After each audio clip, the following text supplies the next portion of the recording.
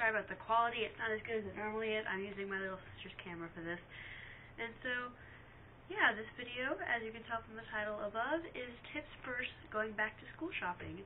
I go back to school in 4 weeks, 30 days from today. I'm kind of excited. I'm kind of a nerd. But, so yeah. So, I guess we can go ahead and get started. I have a few tips written down that I use myself for whenever I'm going back to school shopping, and I hope this helps you.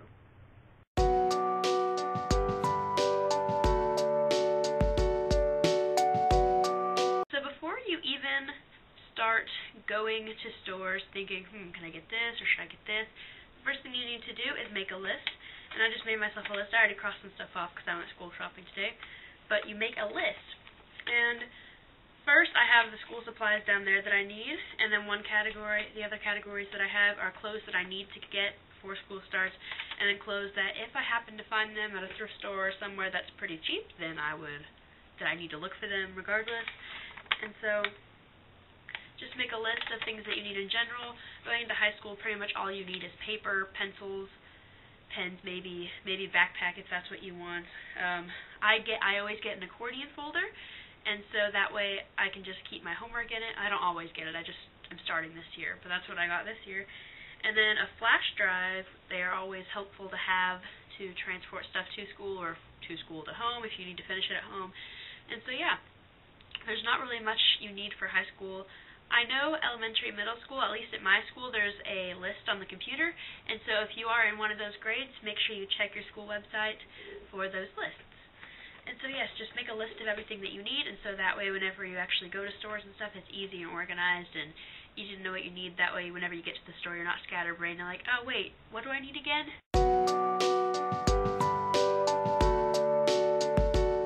So another thing that you need to do before you go actually to stores and stuff is to shop at home, is just what I'm calling it. Pretty much what it is you go through all your drawers and everything in your house and look for things that you did not use last year or the year before that, and just look for things that you might need that you already have, and so you don't buy extra of it and you're like, oh wait a minute, I already had that, what now? And then so I had half of my school supplies already saved from last year, and so there wasn't as many things that I needed to buy, and so that saves you time and money.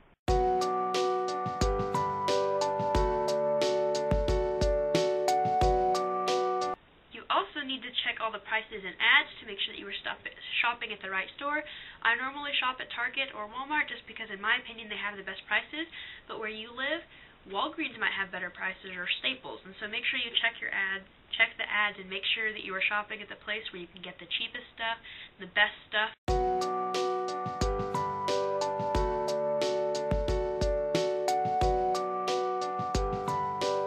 So I never really did this before. I never really thought of doing this before, but I guess it makes a lot of sense when you actually think about it. And so I realized this today, and I was like, hey, that's pretty interesting. Okay, so if you find something that you're like, hey, this is pretty good, I think I'm going to get this, make sure you look around the whole rest of the area that school supplies are in before you buy that, because sometimes you might find the same thing or maybe something better for cheaper. I know it doesn't really make much sense, but I was at Target today, and in one of the bins, there was a package of little top eraser things. There were 15 in a package. They were 99 cents. And then over in another side of the store, in the same area, it was like right across from it actually. It was 16 of those top eraser things. You know what I'm talking about. And then a normal pink eraser for the same price. And I was like, hey, I lucked out on that. And so make sure that you look around for those different things.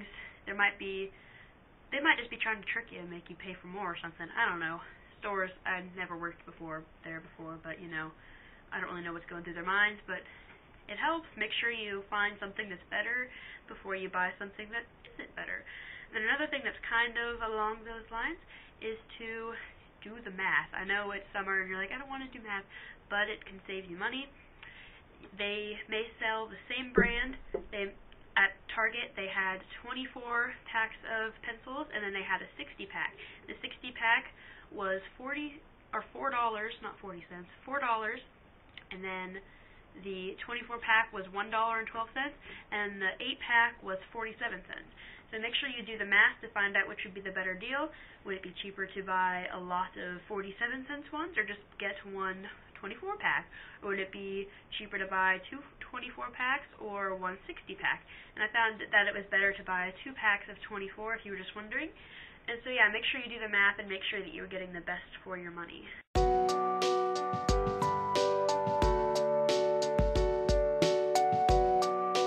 That I have that I do all the time, and that's why I always have extra school supplies for the next year, is if things are on sale, like big time, stock up on it.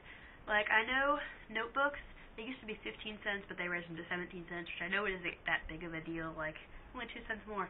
But back whenever they were like on sale for like 10 cents or something, I bought a lot of them, and then so that was like 3 years ago, and I still have notebooks left over, and so I don't have to keep buying more notebooks because I stocked up and I save money. So if things are on sale majorly, get a bunch of them, and then that way you don't have to buy more for a higher price the next year.